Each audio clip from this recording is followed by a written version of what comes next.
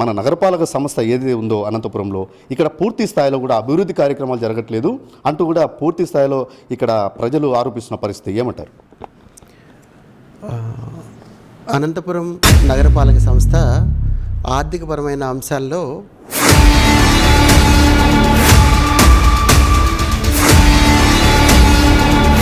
గత కొన్ని సంవత్సరాల నుంచి కూడా ఈ శానిటేషన్ వర్క్ ఏదైతే ఉంటుందో ప్రతి ఒక్క కాలనీలో ప్రతి ఒక్క వీధిలో కూడా ఎక్కడ వేసిన చెత్త అక్కడే, ఎక్కడ కాలువలో ఉన్న మురికి అక్కడే. దీనివల్ల డ్రైనేజీ ప్రాబ్లం సమస్య పూర్తి స్థాయిలో తలెత్తుతుంది. ఏమంటారు? వెహికల్స్ సరైన సమయంలో ఏర్పాటు చేసుకోకపోవడం వల్ల ఈ డోర్ టు డోర్ కలెక్షన్ అనే అంశము నగరపాలక సంస్థలో కొద్దిపాటి డిస్టర్బెన్స్ రావడం కూడా జరిగింది. నగరపాలక సంస్థ పీపుల్ పర్సెప్షన్ ఏ స్థాయిలో ఉందంటే కేవలం 50% సాటిస్ఫాక్షన్ లెవెల్స్లోనే ఉంది. దానిలో ముఖ్యంగా ఏంటంటే 47 ఆటోలు ఏజెన్సీ విత్డ్రా చేసుకోవడం జరిగింది. సార్ అలాగే ఈ వాహనాలకు సంబంధించి కూడా సార్ గతంలో కూడా ఈ డీజిల్ విషయంలో కావచ్చు, మెయింటెనెన్స్ విషయంలో కావచ్చు, అధిక మొత్తంలో కూడా బిల్లులు పెట్టుకొని కూడా లక్షల రూపాయల వరకు కూడా దండుకుంటున్నారు అనధికారికంగా అని చెప్పేసి కూడా పూర్తి స్థాయిలో కూడా గతంలో వార్తలు వచ్చాయి, పూర్తి స్థాయిలో వినిపిస్తుంది. ఏమంటారు సార్ వీటి మీద? ఇవి సాధారణంగా మనకి ఈ వాహనాలకు సంబంధించిన డీజిల్స్ ఏవైతే ఉన్నాయో వీటికి ఇంజనీరింగ్ సెక్షన్లో కానీ ఇటు శానిటేషన్ సెక్షన్లో కానీ వాడే వాహనాలకు సంబంధించిన బిల్స్లో సీసీ కెమెరా. సార్ అలాగే మనం చూస్తే కూడా ఈ మంచినీటి సప్లై ఏదైతే ఉందో ఇంజనీరింగ్ సెక్షన్కి సంబంధించింది పూర్తి స్థాయిలో కూడా అనంతపురము మన నగరపాలక సంస్థకు సంబంధించిన కాలనీలు కావచ్చు, నగరాలు కొన్ని ఉన్నాయి. ఆ ప్లేసెస్లో ఇంతకుముందు ప్రతిరోజు నీళ్లు వచ్చేటివి. అటువంటిది డే బై డే పెట్టినప్పటికి కూడా 1-2 గంటలు మాత్రమే వదులుతున్న పరిస్థితి ఉంది. ఇక్కడ ఇంకొక స్వార్థపూరితమైన సిబ్బంది, మీ కింద ఉన్న సిబ్బంది, ఇంజనీరింగ్ సెక్షన్లో ఉన్న వాళ్ళు కొంతమంది ట్యాబ్ ఇన్స్పెక్టర్లు కావచ్చు, అక్కడ ట్యాంకులో వర్క్ చేస్తున్న వాళ్ళు కావచ్చు, సప్లై ఇస్తున్న వాళ్ళు కావచ్చు, వీళ్ళ స్వార్థానికి కూడా డబ్బులు ముడుపులు తీసుకుంటూ కూడా వాళ్ళు ఎవరికైతే వారికి అనుకూలంగా ఉంటారో వారికి మాత్రమే నీళ్ళు వదులుతూ కూడా ఇట్లా చాలామంది ప్రజలకు మోసం జరుగుతూ ఉంది. ఏమంటారు? ఇది వాటర్ సప్లైకి సంబంధించి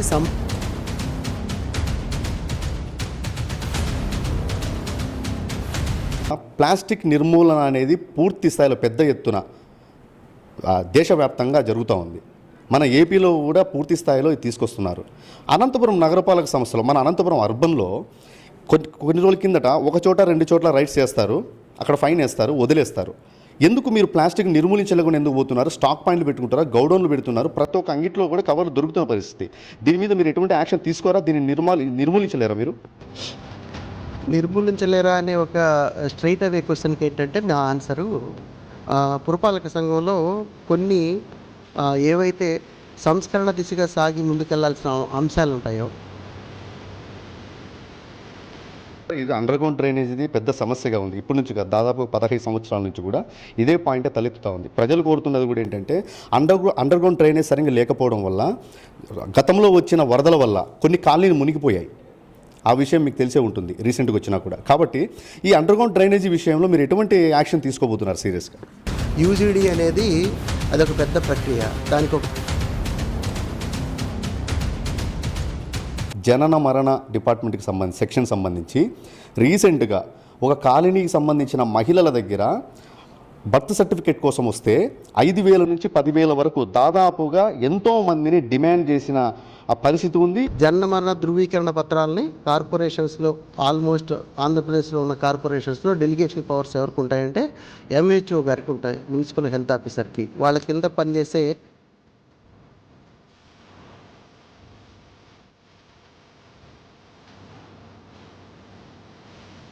అంటే సచివాలయాల డెవలప్మెంట్ కోసం సచివాలయ మెయింటెనెన్స్ మీ బాధ్యత కాదంటారా? సచివాలయాల వ్యవస్థకు సంబంధించి ఏవైతే వాటికి నిర్దేశిత బాధ్యతలు ఉన్నాయో వాటిని నిర్వర్తించాలంటే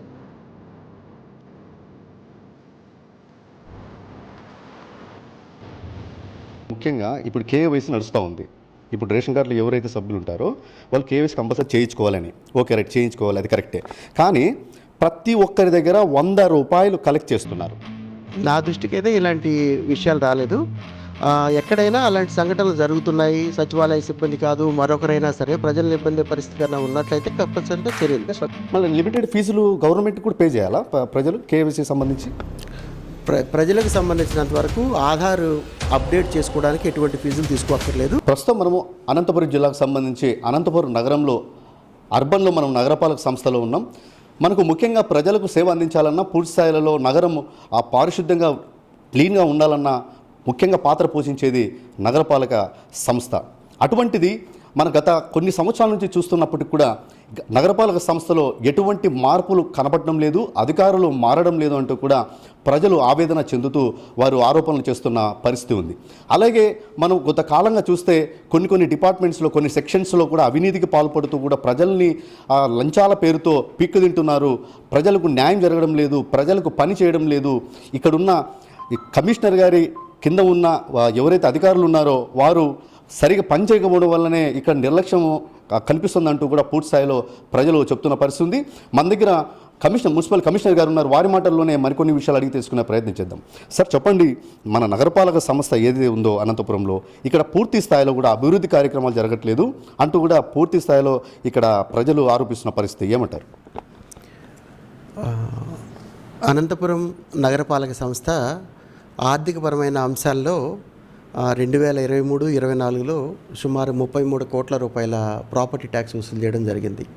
అది 2024-25 సంవత్సరంలో దీని టార్గెట్ని కనీసం ఒక 12% అదనంగా పెంచాలన్న ఉద్దేశంతో కనీసం ఒక 40 కోట్ల రూపాయలని పురపాలక సంఘ నిధుల్లోకి జమ చేయించే విధంగా చర్యలు తీసుకుంటున్నాము.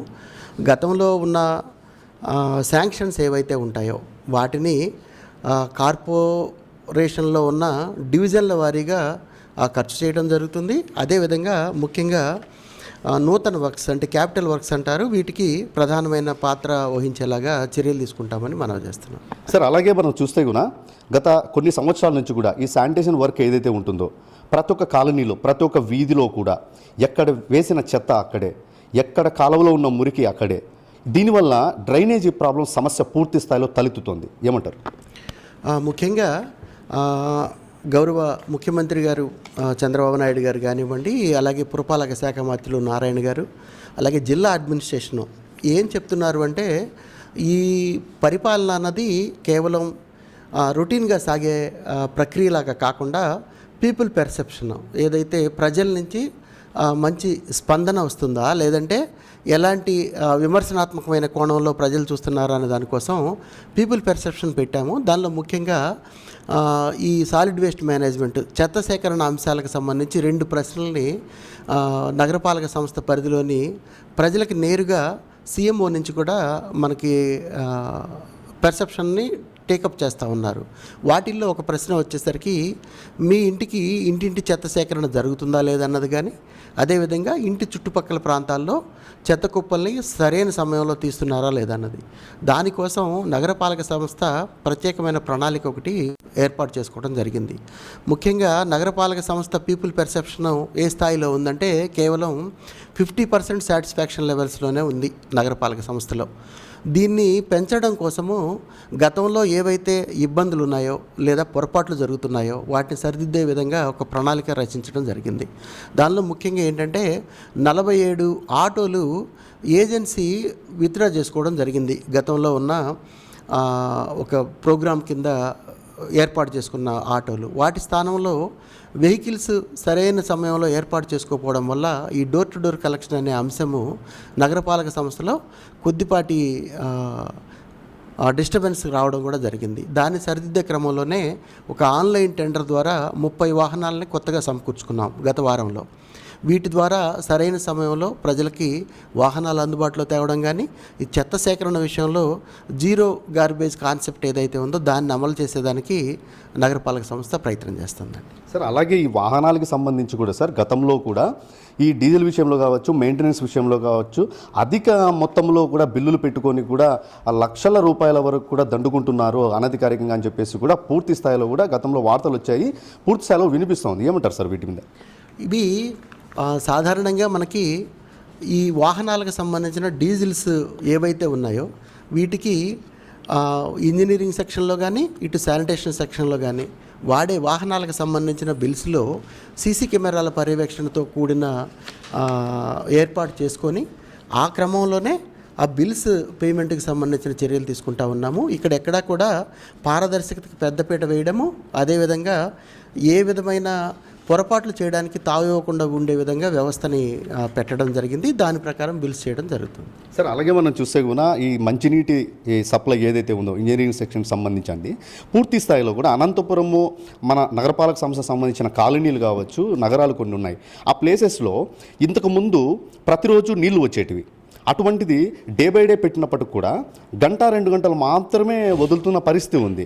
ఇక్కడ ఇంకొక స్వార్థపూరితమైన సిబ్బంది, మీ కింద ఉన్న సిబ్బంది, ఇంజనీరింగ్ సెక్షన్లో ఉన్న వాళ్ళు కొంతమంది ట్యాబ్ ఇన్స్పెక్టర్లు కావచ్చు, అక్కడ ట్యాంకులో వర్క్ చేస్తున్న వాళ్ళు కావచ్చు, సప్లై ఇస్తున్న వాళ్ళు కావచ్చు, వీళ్ళ స్వార్థానికి కూడా డబ్బులు ముడుపులు తీసుకుంటూ కూడా వాళ్ళు ఎవరికైతే వారికి అనుకూలంగా ఉంటారో వారికి మాత్రమే నీళ్ళు వదులుతూ కూడా ఇట్లా చాలామంది ప్రజలకు మోసం జరుగుతూ ఉంది. ఏమంటారు? ఇది వాటర్ సప్లైకి సంబంధించి సమ్మర్ యాక్షన్ ప్లాన్ అని ఉంటుందండి. ఇది మార్చి నెలలో ఉన్నాం కాబట్టి నేను ఈ విషయం గురించి చెప్పాల్సి వస్తూ ఉంది. ఈ వాటర్ సప్లైకి సంబంధించిన లీకేజెస్ ఉంటాయి. ఎక్కడైతే పైప్ లైన్ లీకేజెస్ కానీ వీటన్నిటిపైన, అలాగే ఫిల్టరేషన్ బెడ్స్ కానీ, అదేవిధంగా మనకి పిఏబిఆర్ డ్యామ్ నుంచి మనకి సమృద్ధిగా వాటర్ ఉందా లేదా అన్నది చెక్ చేసుకొని ప్రజలకి ఏదైతే మనం ఇక్కడ సుమారు 50 MLDs అంటే ఒక పర్ క్యాపిటా 135 లీటర్స్ చొప్పున ఇవ్వాల్సిన అవసరం ఉంటుంది. కాబట్టి దాని ప్రకారం ప్రణాళిక తీసుకుంటున్నాము.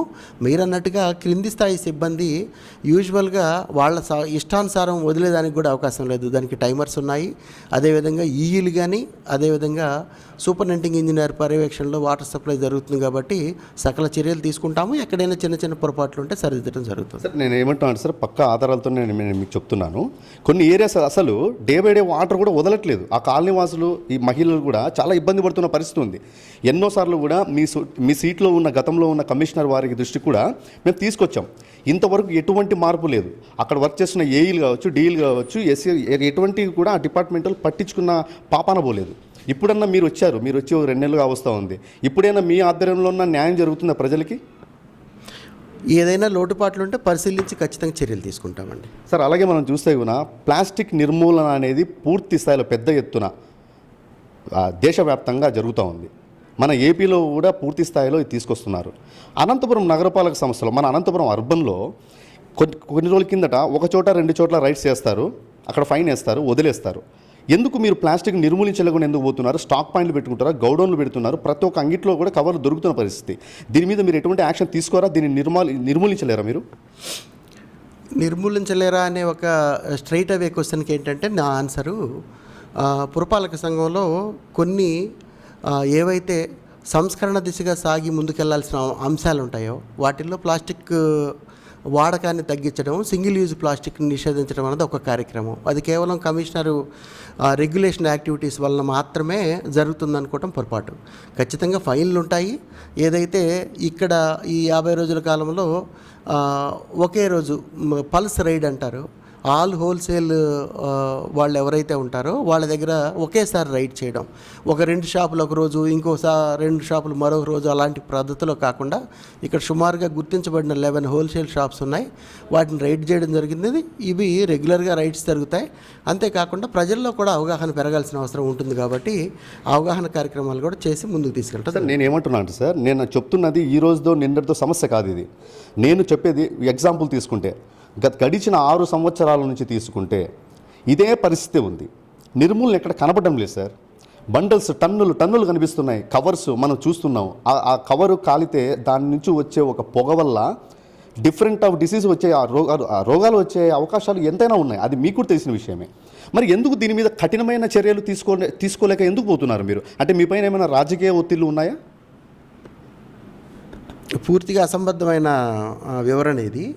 ఎందుకు అంటే ఒత్తిళ్ల వల్ల కేవలం ప్లాస్టిక్ నిర్మూలన జరగడం అనేది ఖచ్చితంగా సత్యదూరం. దీనిలో ఉన్న విషయం ఏంటంటే మున్సిపాలిటీ రెగ్యులేషన్తో పాటు ఇది వినియోగదారులు ఎవరైతే ఉన్నారో వాళ్ళ దగ్గర నుంచి కూడా ఖచ్చితంగా అవగాహన ఉండాలి. అవగాహన కార్యక్రమాలు చేపడతాం. రెగ్యులర్గా రైడ్స్ కూడా ఉంటాయి. ఎవరో ప్రత్యేకించి ప్రశ్నించారని ముందుకెళ్ళడం కానీ, ప్రశ్నించలేదు కాబట్టి ఆగిపోవడం కానీ ఏమీ జరగదండి. ఉన్న ప్లాస్టిక్ నిషేధ రూల్స్ ఏవైతే ఉన్నాయో వాటిని పాటిస్తాం. అంటే ఎటువంటి దీని మీద మీరు సీరియస్ యాక్షన్ తీసుకుంటారు సార్ ఇప్పుడు రాబోయే రోజులు? ఎందుకంటే నిర్లక్ష్యం చేసే విషయం కాదు కదా ఇది. ఏం చెప్తారు ప్రజలకి? పదే పదే 4 సార్లు ఒకే ప్రశ్న రిపీటెడ్గా అడిగితే దానికి సమాధానం ఏముంటుంది? నేను తెలియజేసేది ఒకటే, రూల్స్ ప్రకారం ఏదైతే చర్యలు తీసుకోవాల్సిన అవసరం ఉంటుందో ఈ ఆర్గనైజేషన్ అవి తీసుకుంటాం. సార్, ఇది అండర్ గ్రౌండ్ డ్రైనేజ్ ఇది పెద్ద సమస్యగా ఉంది. ఇప్పటి నుంచి కాదు, దాదాపు 15 సంవత్సరాల నుంచి కూడా ఇదే పాయింటే తలెత్తుతూ ఉంది. ప్రజలు కోరుతున్నది కూడా ఏంటంటే అండర్ గ్రౌండ్ డ్రైనేజ్ సరిగ్గా లేకపోవడం వల్ల గతంలో వచ్చిన వరదల వల్ల కొన్ని కాలనీలు మునిగిపోయాయి. ఆ విషయం మీకు తెలిసే ఉంటుంది రీసెంట్గా వచ్చినా కూడా. కాబట్టి ఈ అండర్ గ్రౌండ్ డ్రైనేజీ విషయంలో మీరు ఎటువంటి యాక్షన్ తీసుకోబోతున్నారు సీరియస్గా? ఒక చిన్న మాటలో అండర్ గ్రౌండ్ డ్రైనేజ్ స్కీమ్ గురించి ప్రతి వాళ్ళు మాట్లాడవచ్చు. ఇప్పుడు లైక్ మీరు మాట్లాడినట్టుగా యూజీడీ అనేది అదొక పెద్ద ప్రక్రియ. దానికి ఒక కన్సల్టెన్సీ ప్రక్రియ ఉంటుంది. కన్సల్టేషన్స్ ద్వారా ముందు డిపిఆర్ తయారు చేయాలా. ఇప్పటి వరకు నగరపాలక సంస్థలో జరిగింది ఏంటంటే ఈ డీటెయిల్డ్ ప్రాజెక్ట్ రిపోర్ట్ తయారు చేయడమే. పబ్లిక్ హెల్త్ డిపార్ట్మెంట్ వాళ్ళు తయారు చేయడం జరిగింది. దీనికి కేంద్ర ప్రభుత్వం, రాష్ట్ర ప్రభుత్వం కలిసి ఏదైతే ఈ ప్రపోజల్స్ ఉన్నాయో అవి ఫైనలైజ్ చేయాలి. వాటిని ప్రాసెస్ మొదలు పెడతాం. సార్, ఆఖరిగా ఒక మాట సార్, మీ నగరపాలక సంస్థలో ఒక డిపార్ట్మెంట్కి సంబంధించి జనన మరణ డిపార్ట్మెంట్కి సంబంధించి సెక్షన్ సంబంధించి రీసెంట్గా ఒక కాలనీకి సంబంధించిన మహిళల దగ్గర బర్త్ సర్టిఫికేట్ కోసం వస్తే 5,000 నుంచి 10,000 వరకు దాదాపుగా ఎంతోమందిని డిమాండ్ చేసిన ఆ పరిస్థితి ఉంది. ఆ ప్రజలు ఎవరైతే ఉన్నారో, ఎవరైతే డబ్బులు అడిగారో వారే వచ్చి మీడియా ముందుకు వచ్చి చెప్పడం కూడా జరిగింది. ఇప్పుడు మనకు ఆధారాలు ఏవైనా ఉన్నాయా అంటే అవతల వ్యక్తి ప్రజలు ఎవరైతే వీళ్ళు డబ్బులు డిమాండ్ చేశారో వాళ్ళే వచ్చి ముందుకు చెప్పినప్పుడు కూడా ఎవరైతే అధికారి మీద ఆరోపణలు చేశారో ఇప్పుడు లంచం అడిగారు అని అతని మీద గతంలో కూడా ఆరోపణలు ఉన్నాయి. మరి ఎందుకు మీరు సీరియస్ యాక్షన్ తీసుకోలేకపోతున్నారు? వాళ్ళకి ఎందుకు మెమో ఇవ్వలేకపోతున్నారు? సస్పెండ్ ఎందుకు చేయలేకపోతున్నారు మీరు? సాధారణంగా పురపాలక సంఘ డెలివరీస్ ఆఫ్ సర్వీసెస్ ఉంటాయి. వీటిల్లో ప్రాపర్టీ ట్యాక్స్ ఉందంటే దానికి ఒక వింగ్ ఉంటుంది రెవెన్యూ అంశాలకి.